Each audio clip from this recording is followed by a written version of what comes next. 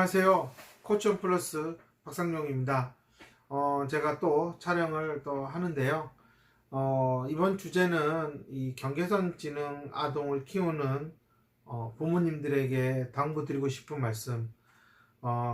제가 드리고 싶은 말씀은 내 아이가 경계선 지능이라는 거를 알았을 때 부모님들은 좀 당황스럽기도 하고, 이거 지능이 낮다라는 게 과연 현실적으로 얼마나 큰 어려움을 겪는 건지 잘 모른다라는 겁니다. 그러다 보니 그냥 학교의 그런 학습을 못 따라가는 것에 포커스를 두고 그런 부분을 이제 어떻게든 쫓아가 보려고 집에서도 시켜보고 어디 괜찮은 공부방이나 학원들이 있으면 보내보고 이제 이렇게 어쨌든 아이의 그런 약점이 될 수 있는 부분들을 덮으려고 하는 행동을 하기 시작한다. 근데 그게 잘 방법을 찾으면은 어찌됐든 좀 빨리 이렇게 아이의 그런 기능을 회복시켜서 지능을 정상 범위로 올릴 수 있다면야 좋겠지만, 이게 우리나라에서 지능이 경계선 지능에 있다. 그러면 지능은 그대로 있는 게 아니라 사실상 많이 떨어지고 있는 그러한 하향 곡선을 타고 가고 있다라는 것을 좀 알고 계셔야 되는데, 우리 아이가 뭐 70대 초반이에요. 그럼 뭐 70대 초반을 계속 유지하고 있는 선에서 올라갈 생각을 하고 있다. 이거는 정말 잘못된 생각이다라는 거고요. 대부분의 지금 다니는 치료센터에서 경계선 지능 아이들마저도 이런 인지 기능을 회복시키고 향상시켜서 정상 범위로 올라가는 게 어렵다고 하는 이유는, 일반적인 치료사들이나 원장들이 이 아이가 조금 지능상의 문제가 있어요 라고 해서 검사를 받았을 때에는 그때 떨어진 게 아니라 이미 오랜 기간 전부터 지능이 조금씩 문제가 있었다. 그래서 지능이 떨어지고 있는 과정 중에 있었다라는 걸 얘기하는 거지, 지금 이 아이가 70대 초반이니까 아무것도 안 해도 일단 70대 초반은 유지하겠지, 이렇게 생각하시면 안 된다라는 것을 좀 알아두셨으면 좋겠습니다. 그런데 70대에 있다가 초반에 있었는데 내년에 검사해보면 당연히 60대로도 떨어질 수가 있어요. 근데 지수가 그대로 있다라는 거는 정말 그 아이가 어떻게든 내가 이 지능을 유지하려고 노력하는 부분이 상당히 있다라는 거고요. 근데 이 아이가 여러 가지 학습 동기도 부족하고 전혀 학습에 대해서 무기력해서 제대로 할 수 없다. 그러면 이 아이는 아마 뭘 시켜도 아마 지능은 떨어지지 않을까, 저는 이렇게 생각을 합니다. 특히 지능이 60대로 가고 50대로 간다.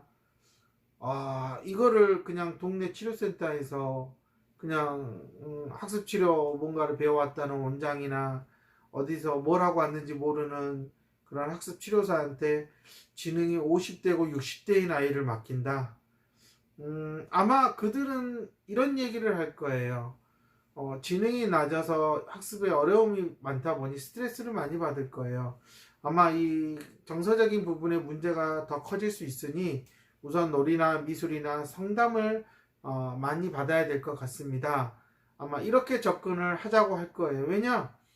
50, 60까지 내려왔다라는 거는요, 이 아이가 정말 바닥을 향해서 급속도로 이렇게 치고 달리고 있다는 거예요. 엄청난 낙하 속도를 보여주는 거죠.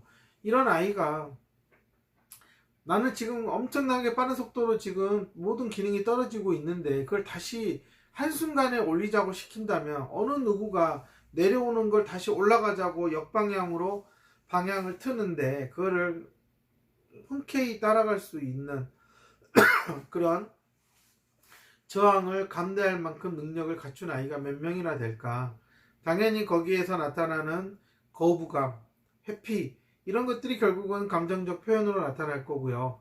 그러다 보면 상당히 부정적으로 주변 사람들에게 표현을 하기 때문에 상대방들이 불편하게 할 수 있고, 이런 부분에서 당연히 대인관계 문제가 나타날 수 있고, 이제 이런 것들이 예측이 되고 또 그렇기 때문에 당연히 일반적인 치료사나 원장들은 그런 부분들을 빨리 해결하자고 여러 가지 놀이, 미술, 뭐 집단, 뭐 심리 상담, 뭐 이런 것들을 막 하자고 할 겁니다.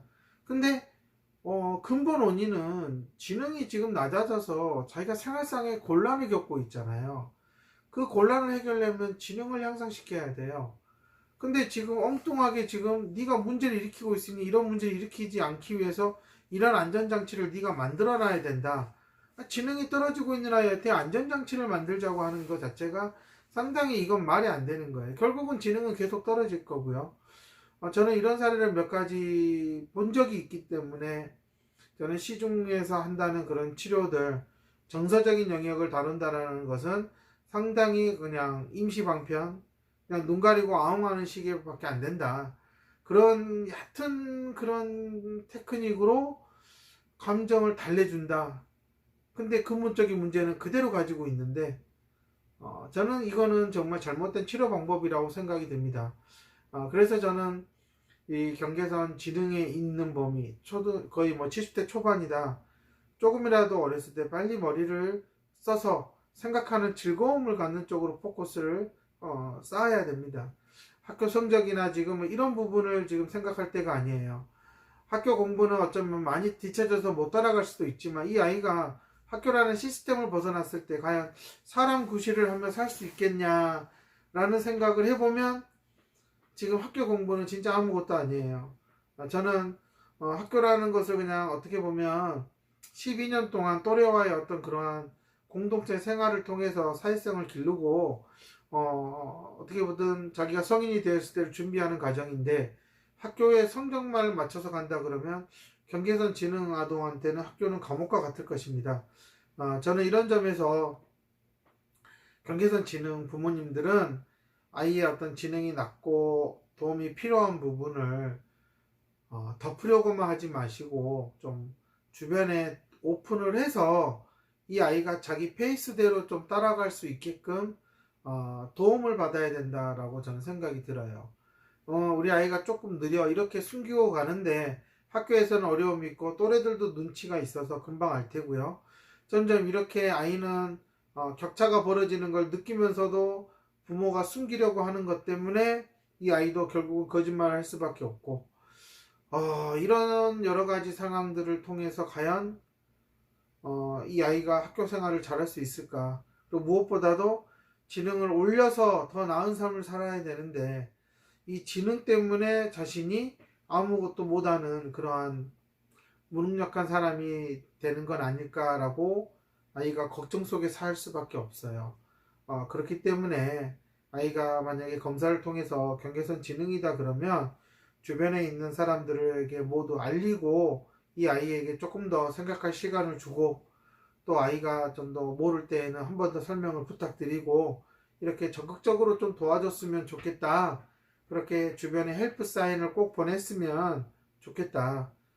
이거를 숨기고 가면은 결국은 4, 5, 6학년 때 그대로 다 들통이 나고 결국은 이 아이가 그런 것들을 또 창피해하고 또 그런 것을 감추기 위해서 학습과는 더 멀어질 수 있다. 이거는 단순히 학교의 적응 문제가 아니라 앞으로 사는 인생에도 큰 영향을 줄 수 있기 때문에 지능 지수를 숨기지 말고 주변에 도움을 줄 수 있는 분들에게는 이러저러한 상황이니 아이를 좀 더 적극적으로 도와주십시오 라고 하시는 게 이 아이한테는 정말 숨통을 트이는 가장 확실한 방법이다. 그리고 아이한테도 천천히 가자라는 메시지를 주셨으면 하는 게 제 바람입니다. 아마 아직은 내 아이가 경계선 지능이 아닐 수도 있다고 생각을 해서 빨리 어떻게 상황을 돌려보고자 하는 마음을 가지신 부분도 있을 거고요. 또 어떤 부모님들은 아직 그냥 느리지 뭐 하고 있다가 아마 3, 4, 5월 달에 선생님이 아마 학교로 불러서 이러이러한 부분에서 혹시 모르니 검사를 한번 받아보세요 라고 약간 이렇게 가이드를 해줄 수도 있고요. 근데 문제가 일어나면 감추는 것보다는 서로가 힘을 합쳐서 해결해 가는 방향으로 가셨으면 하는 게 제 바람이고요. 조금이라도 어리다면 방법은 있다. 근데 고학년이 됐다면 이거는 집에서 엄마 아빠나 일반적인 동네 치료사들이 감당할 수 있는 상황은 아니다. 정서적인 그런 여러 가지 그런 불미스러운 일들이 상당히 많아질 것입니다. 고학년이 되면 될수록 그런 면에서 부모님이 많이 창피함도 느끼실 거고요.